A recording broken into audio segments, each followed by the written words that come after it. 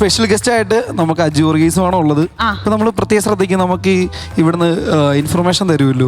ഈ സാധനം നമ്മുടെ വിനയ് ചേട്ടനും കൊടുക്കുന്നുണ്ട്. അപ്പൊ അദ്ദേഹം എങ്ങനെയായിരിക്കും നമുക്ക് നോക്കാം. നമുക്ക് ഇന്നിയറിൽ പ്രൊഡ്യൂസർ പറഞ്ഞത് എനിക്കൊക്കെ ഇങ്ങനെ ഉണ്ട്, അത് നമുക്ക് പറഞ്ഞു തരും എന്താണ് പറയേണ്ടത് എന്ന്. അപ്പൊ അത് വിനയ് ചേട്ടന് എങ്ങനെ പറഞ്ഞു കൊടുക്കുമ്പോ അദ്ദേഹത്തിന്റെ റിയാക്ഷൻ ആണ് നമ്മൾ കാണാൻ പോകുന്നത്.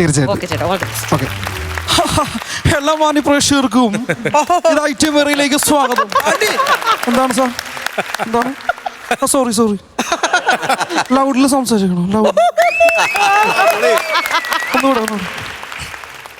എല്ലാ മാന്യ പ്രേക്ഷകർക്കും ഇത് ഐറ്റമേറിയിലേക്ക് സ്വാഗതം. ചിരി വേണ്ടേ? എന്താണ്?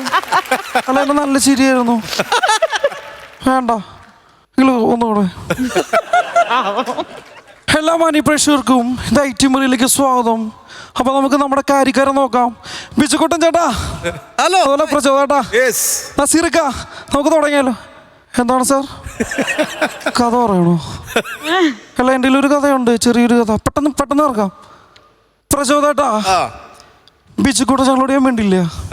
എന്താണെന്നറിയോ, കഴിഞ്ഞ ന്യൂ ഇയറിന് 31-ാം തീയതി നമ്മുടെ അവിടെ പഞ്ഞിനെ കത്തിക്കുന്ന സംഭവം ഉണ്ട്. ചേട്ടൻ വരാന്ന് പറഞ്ഞിട്ട് ഞാൻ ഫോൺ വിളിച്ചിട്ട് എടുക്കുന്നില്ല. ഞാനവിടെ ബീഫ് ഒലത്തി വെച്ചു, പന്നി കറി വെച്ചു. ചേട്ടൻ വിളിച്ചിട്ട് ഫോൺ എടുത്തില്ല. പിറ്റേ ദിവസം രാവിലെ എനിക്കൊരു മെസ്സേജ്, ഹാപ്പി ന്യൂ ഇയറിന്റെ സ്റ്റിക്കർ. ഭയങ്കര മോശമായി പോയി, വളരെ മോശമായി പോയി ബിജു ചേട്ടാ.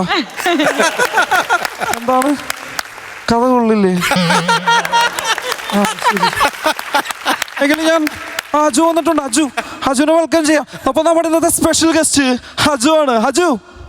വിനയ്, നമസ്കാരം. എന്തുണ്ട് വിശേഷം? വിജയേട്ടാ, പ്രചോദേട്ടാ, നസീർക്ക, എല്ലാവർക്കും വളരെ സന്തോഷമുണ്ട്. വേറൊന്നുമല്ല, എന്റെ സർവ്വമായ സിനിമ ഉണ്ടായിരുന്നു. ഞാൻ എങ്ങനെ ഉണ്ടായിരുന്നു? അടിപൊളിയായിരുന്നു. എനിക്കത് കേട്ടാൽ മതി. ഞാൻ ഈ കോമഡി എല്ലാം മാറ്റിയിട്ട് ഞാൻ കുറച്ചു നേരം സീരീസ് പിടിച്ചു. അപ്പൊ ഈ സീരീസ് കാരണം ഈ സർവ്വമായി വന്നപ്പോൾ വീണ്ടും ഞാൻ കോമഡിയിലേക്ക് പോയി. അതുകൊണ്ട് ഞാൻ വീണ്ടും ഇനിയും കോമഡി വേണം, അതിനാണ് ഈ വേദിയിലേക്ക് എത്തിയിരിക്കുന്നത്. അപ്പൊ ഞാൻ നേരെ അങ്ങോട്ട് ചെല്ലട്ടെ. അവിടെ പോയിരുന്നാ മതി. ഓക്കെ, അങ്ങനെയാണ്. നന്ദു ആക്ച്വലി ഇത് ചെയ്തപ്പോ എനിക്ക് ശരിക്കും അജു ചേട്ടന്റെ ഒരു ചായ കൂടി തോന്നി. അടിപൊളിയായിരുന്നു. പിന്നീട് നമുക്ക് ഷൈൻ ഡൗൺ ചാക്കാണ് ഈ വേദിയിൽ വരുന്നെങ്കിൽ നോക്കാം. അദ്ദേഹത്തിന്റെ ലൈവില് എങ്ങനെയാന്ന് നോക്കാം. ഓക്കെ, എന്താണ് സെറ്റപ്പ്? എന്താണ്?